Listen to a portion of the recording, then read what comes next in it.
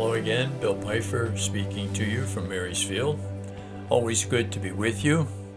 Always good to be looking into your eyes and into your heart. And that's indeed what I think about when I think about coming on to this video each day, is what would touch your heart, what would touch your mind, so that when you finish, something has happened that didn't happen before we got together.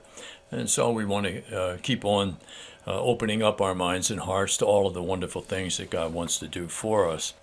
I have a nice little story here that I'd just like to share first off.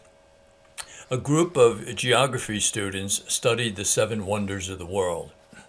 At the end of that session, the students were asked to list what they considered to be the 7 wonders of the world.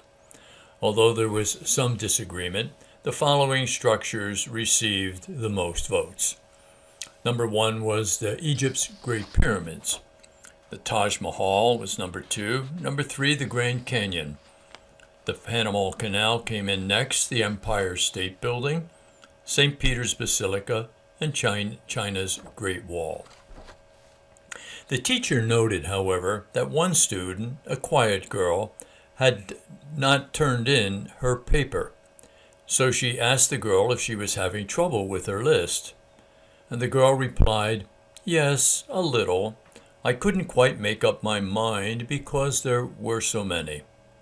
The teacher said, "Well, tell us what you have and maybe we can help." The girl hesitated and then read, "I think the 7 wonders of the world are to touch, to taste, to see, to run, to laugh, and to love." Isn't that marvelous? You know, a different way of seeing reality, a different way of looking deeper into things and seeing wonders that the other students didn't see. I remember standing on the West Ridge of the Grand Canyon about 45 years ago and looking into this enormous great hole in the ground. About a mile down there you could see the Colorado River running through like a little ribbon, still cutting its way into the earth. About 1 mile down you can imagine the centuries that river had been carving out this great canyon. Marvelous piece of history. And I remember at the same time consciously thinking that this is a wonderful thing. This is a great piece of nature and before me. But truly the person next to me is more wonderful than this great Grand Canyon before me.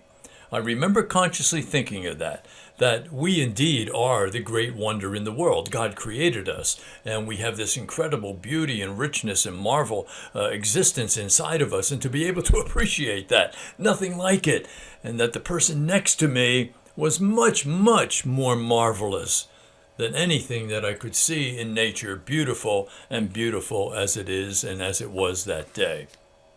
This morning, as I was praying, I came in touch with the second day of that novena we've been using over the time, and it again speaks to me. It's all a matter of mind and heart, isn't it? It depends on what's happening inside of you. Again, you transform people. It's about being. Lao Tzu, 5th century BC. The most important thing to do is to be. So being is most important. Be still and know that I am God is in the Psalms. You know, what's the first word there? Be somebody, you know. And this is what number 2, the day number 2 said. And it made me think also of Charles Defacould. Once I read somewhere he said, "The one thing we absolutely owe to God is not to worry." You know, the one thing we absolutely owe to him is to trust and not to worry. In his will is our peace, and we trust that, huh? If we have time to worry, then we should have time to pray, huh?